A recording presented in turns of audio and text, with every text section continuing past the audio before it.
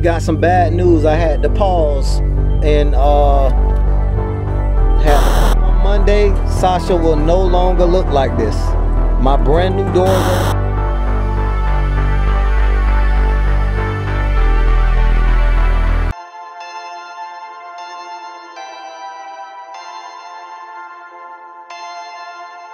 Perfect.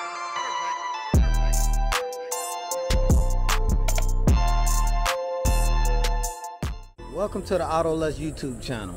And if you're new here, I'm currently working on my 1200 horsepower capable BMW X6M, also named Sasha. And we're gonna do a little work in the back. Emphasis on little work in the back. I'm gonna let you know exactly what that is just in a few minutes. Oh yeah, check this out, before we get back out there on the project. Look at that. Isn't that gorgeous? Very special gift to my very special friend right here. Gorgeous. This car here is gonna be one of the most powerful cars that ever graced the channel. You know, power to weight ratio. This is gonna be crazy. As you can see, we got a front splitter mocked up there, getting wheels mocked up, got a rear splitter mocked up. You know, yeah, not yet until we get in there. You know, not yet, but that, yeah, it's definitely the heart of this car is definitely something pretty though. Look at that. And don't look at anything over here. Let's come over here on this side. Focus on this, right? There we go. And then there's gonna be a nice turbo right here. Big fat turbo. And if you notice, if you know what chassis this is, you know this engine didn't come in this car. So you already know what time it is over here at Boosted BIMMERS. Performance over everything. You already know what time it is. What is this and why do I need it? Easy as cake. You know, I have a stage 3 low pressure fuel pump. That's a Walbro Hellcat 525 low pressure fuel pump connected to my factory fuel pump, which is brand new too. I sent both of those out. Well, I sent the brand new factory fuel pump out to Precision RACEWORKS. Thank you guys for building this pump. They put the Walbro Hellcat on it, sent it back, and I'm gonna slap it, and we slapped it inside the fuel tank. If you want to see that video, I mean that was pure hell, you know. And if you want to see us go through pure hell, I'm gonna put the video to that, the link to that video down in the description. But back on this, my car is a 2015, so it has the older EKP. This is the newest model EKP that you can put in my BMW, my chassis BMW, which is a F86. This comes out of a 2018, the last of the best X6M it ever was, the F86. And what this does, this kit does from ARC. Hold on, I'm gonna show you the. Let me take this out. I'm gonna have the link for this kit down in the description also. This is an ARC Terminator kit. And what it does is it puts heat sinks on all of the components that overheat in these EKPs, which are here, the heat sinks. And then you take this black cover off and snap this cover on. And it's pink because they donate 10% to breast cancer when you buy the pink version. So I'm gonna buy the pink version, not the black version. And you snap this over, boom, this fuse goes in. Snatch that out of the way, get that out of the way. Don't hit the meth tank, bro. And it goes in, I think, slot 162, which is right here, this 20 amp fuse, you know, and it's on a switch power. That fuse actually controls this outlet, I think, and it's on switch power. So when the car comes on, this fan comes on. When the car goes off, this fan goes off. First order of business is getting the back seat out. Once you get the back seat out, you can see the EKP here. And as you can see, let me zoom in there. And as you can see, that's a way older part number than the one I have. You know, we're gonna code it here to the, you don't have to code these, especially the EKP M3s. I think the M2s you have to code, but a lot of people just drop the M3s right in without coding them. But we're gonna code those and do a voltage fix mod on it. So let's get this EKP out so we can get the new one in.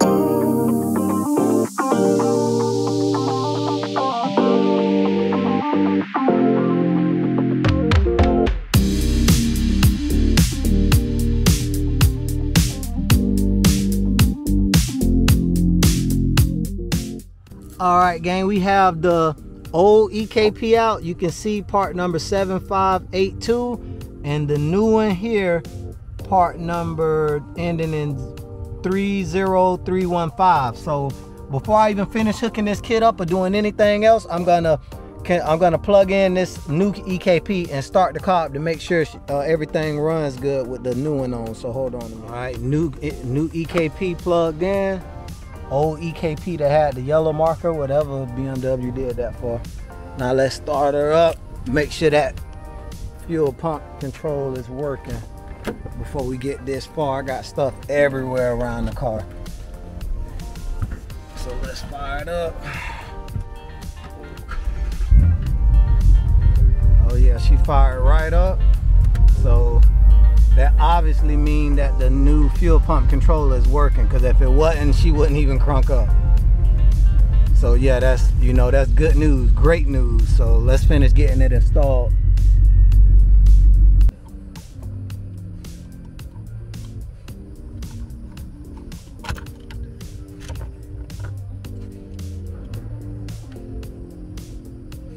All right, so now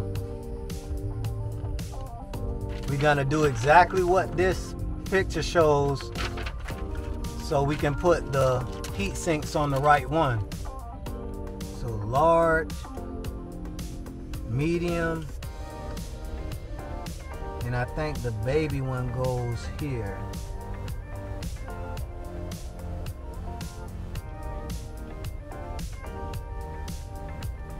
Yeah, like that. My EKP is a little different from the EKP on this paper, as you can see. 3 days later. Well, we got some bad news. I had to pause and the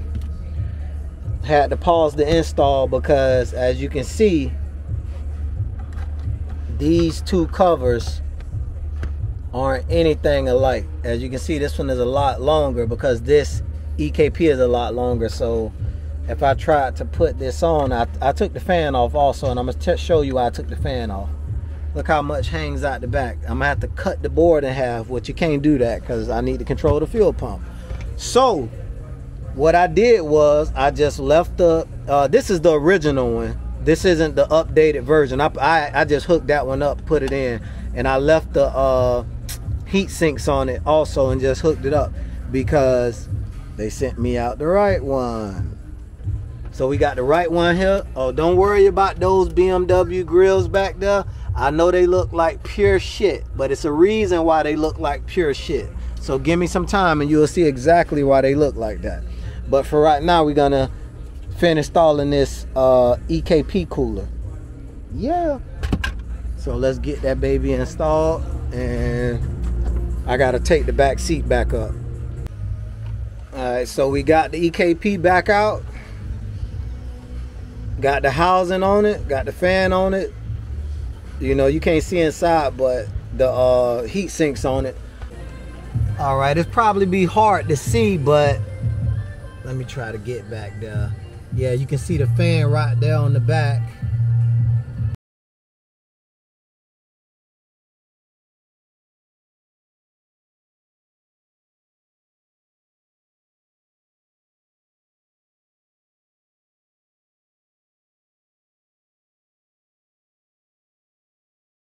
Right there, or plastic nut. I have the ground for the fan on that stud. You got to make sure you scrape that primer off before you use that as a ground, or you're gonna catch hell with it getting a good ground. And then let me flip this camera back around. And then this is not easy to run up under that seat, but if you take the fuse out, you could actually get it to fit through right in this corner here.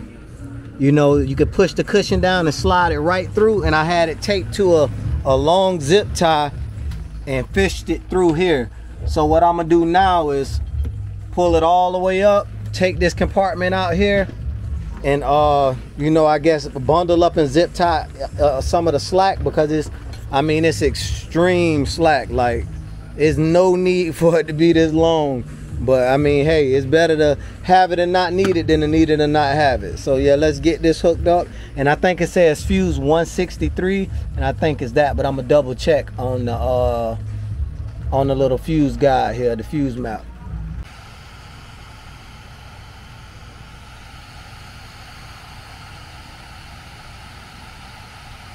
Oh yeah, she's spinning good.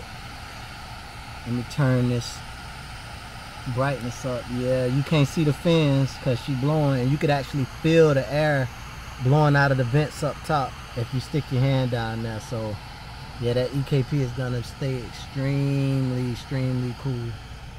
Finally got that done, so my EKP is gonna be extremely cool, you know, when both pumps are running back here, both low pressure fuel pumps. And big update, gang, big update. Come Monday, Sasha will no longer look like this.